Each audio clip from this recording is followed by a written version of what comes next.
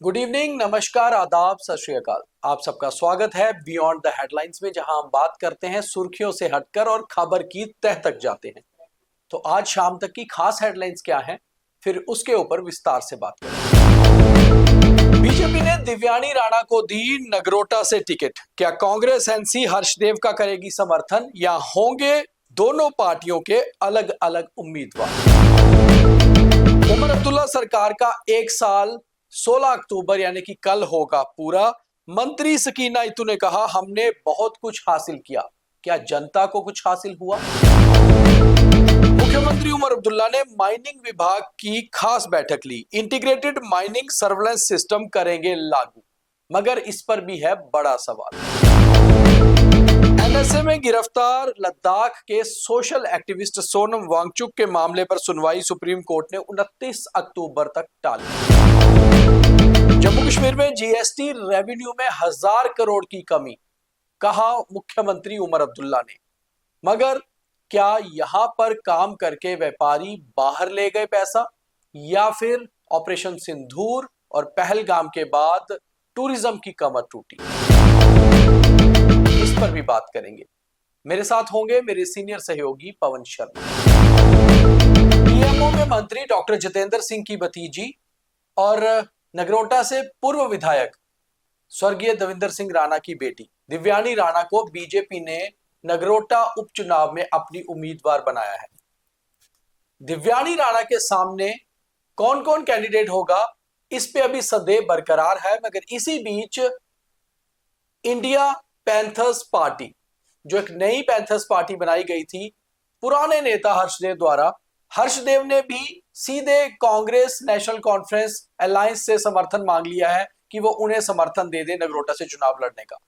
अब देखना यह है कि क्या नेशनल कॉन्फ्रेंस और कांग्रेस अलग अलग उम्मीदवार उतारते हैं या हर्षदेव को ही कैंडिडेट बनाते हैं। फिलहाल मुकाबला जो है वो बहुत पेचीदा हो जाएगा अगर अलग अलग कैंडिडेट आते हैं तब भी, और अगर सामने दो ही कैंडिडेट होते हैं तो ज्यादा स्ट्रांग भी हो सकता है। मगर कहीं ना कहीं बीजेपी ने अपने पत्ते आज साफ कर दिए हैं।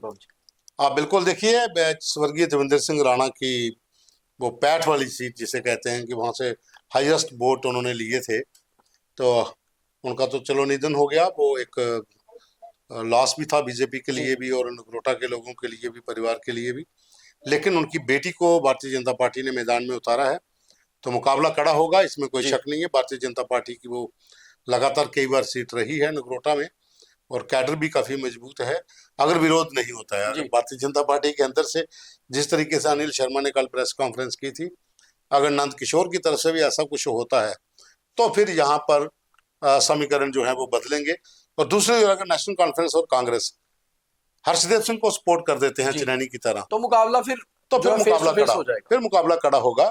और अगर एनसी कांग्रेस अपना अपना कैंडिडेट देते हैं तो फिर वन तरफा हो जाएगा, एक साइड हो जाएगा। तो बड़ी बात इसमें यह भी है कि दिव्यानी राणा, जो जिसने आज बात की हमारे रिपोर्टर सिद्धार्थ रदोत्रा से, और ये कहा कि वो पिछली बार से भी अधिक मार्जिन से ये सीट जीतेंगी, क्योंकि ये सीट बीजेपी की पारंपरिक सीट रही है।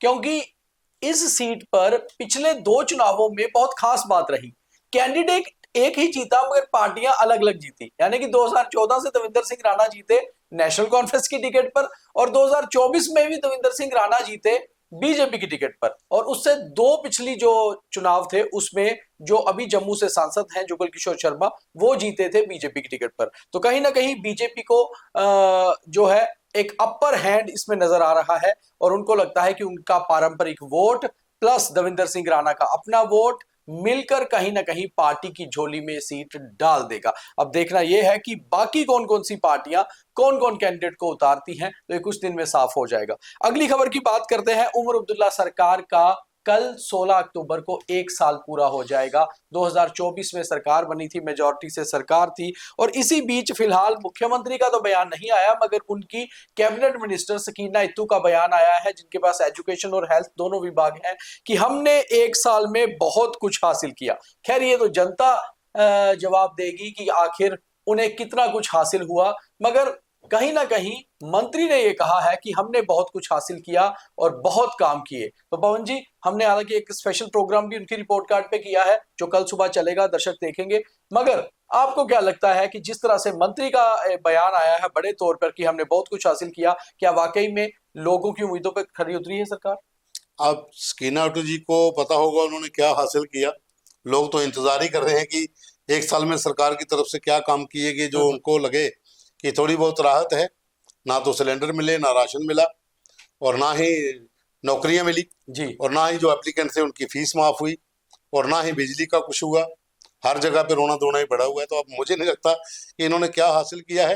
हाँ, उमर अब्दुल्ला ने इतना जरूर कहा था कि ये साल हमारे लिए बुरा रहा है। अब हासिल क्या हुआ है वो तो मंत्री साहब को ही पता होगा। हालांकि मुख्यमंत्री का भी इस पर कोई बयान नहीं आया। कल एक साल पूरा होगा 16 अक्टूबर को, शायद मुख्यमंत्री कुछ बयान दें या हो सकता है प्रेस कॉन्फ्रेंस भी करें, मीडिया से बात करके ये बताएं कि उन्होंने एक साल में क्या किया, तो फिर उसके ऊपर बात हो सकती है। अगली खबर भी मुख्यमंत्री और उनकी सरकार से जुड़ी हुई है। मुख्यमंत्री उमर अब्दुल्ला ने अपने डिप्टी चीफ मिनिस्टर के बड़े ही इंपॉर्टेंट माने जाने वाले माइनिंग विभाग की एक खास बैठक आज श्रीनगर में ली, और खास तौर पे माइनिंग के ऊपर हमेशा से सवाल उठते रहे हैं कि माइनिंग विभाग क्या काम कर रहा है, कैसे काम कर रहा है। कई बार सवालिया निशान भी लगते हैं, कई बार एसीबी के एक्शन भी इस डिपार्टमेंट पे हुए हैं। मगर उमर अब्दुल्ला ने आज एक खास बात कही। उन्होंने कहा इंटीग्रेटेड माइनिंग सर्वेलेंस सिस्टम को लागू किया जाएगा। आखिर ये सिस्टम होगा क्या? क्या ये पता कर पाएंगे कि जो माइनिंग हो रही है वो लीगल है या इलीगल, या फिर कंट्रोल कर पाएंगे जो इस डिपार्टमेंट में करप्शन है? देखिए, इसमें IMSS जो है ये पंजाब में, उत्तराखंड में, जी खास करके मध्य प्रदेश में, जी। जब वहां पर बहुत ज्यादा माइनिंग की इलीगल शिकायतें। माइनिंग हुई थी, जी तो ये सिस्टम वहां पर लागू किया जी गया था। इसमें क्या था कि आप कोई भी ब्लॉक करते हैं, जी। सपोज करिए चिनाब के 3 बेड का ब्लॉक हो गया, ठीक। उसमें IMSS से ये पता चल जाता है कि यहाँ पर कितना पत्थर है, कितना रेता है, और किस ता तक आप उठा सकते हैं। जी आप गहरा नहीं जा सकते हैं, आप चौड़ाई में नहीं जा सकते हैं। तो वो माइनिंग डिपार्टमेंट के जो अधिकारी होंगे वो उसकी हर हफ्ते के बाद जांच करते हैं। जी। यहाँ पर तो ब्लॉक है ही नहीं, जहाँ तो माइनिंग पे बैन लगा हुआ है। जी तो पहले बैन हटाइए। IMSS आपका तब काम करेगा जब आप ब्लॉक किसी को अलॉट करेंगे। यहाँ तो इलीगल माइनिंग हो रही है, इलीगल माइनिंग के लिए IMS क्या करेगा? ये लोगों को बस ऐसे ही गुमराह करने वाली बात है। हाँ, ये अच्छा है कि आपने मुख्यमंत्री बनने के बाद पहली बार उस डिपार्टमेंट की मीटिंग ली है जिसके ऊपर खुद के आपके डिप्टी सीएम है, और आपने खुद उस पर सवाल उठाए हैं कि बाहर के लोग आकर जहां माइनिंग कर रहे हैं। बिल्कुल। और आपके डिपार्टमेंट जो ये पूरा डिपार्टमेंट है, आपके ही डिप्टी CM उसके हेड हैं, तो वो भी दौरे करते हैं, रेड करते हैं, DMO ट्रांसफर करते हैं, चौकीदार को ट्रांसफर करते हैं। जी। तो सवाल ये है कि आप किसको गुमराह कर रहे हो। IMSS तभी लागू होता है जब आपके पास ब्लॉक अलॉटेड होंगे। आपने तो बैन लगाया हुआ है, आपके पास वही ब्लॉक अलॉटेड है जहां से आपने गवर्नमेंट इंफ्रास्ट्रक्चर के लिए रेत बजरी बट्टा लेना है, वहीं से लेना है, वो तो गवर्नमेंट का काम है। तो जो रॉयल्टी पे काम होते हैं उसके लिए आपने तो बैन लगाया है, और इलीगल माइनिंग डे नाइट हो रही है। इलीगल माइनिंग हो रही है, बैन आपका हटा नहीं है, तो आप IMSS सिस्टम कैसे लागू कर सकते हैं? और ये एक ऐसा विभाग है जिसके ऊपर सबसे ज्यादा सवाल उठाए जाते हैं, यहां तक कि चुनावों में आपने भी सवाल उठाए थे। तो आखिर मुख्यमंत्री जी, क्या आप खुद गुमराह हैं या फिर आप जनता को गुमराह कर रहे हैं? इसके ऊपर बात करनी बहुत जरूरी है।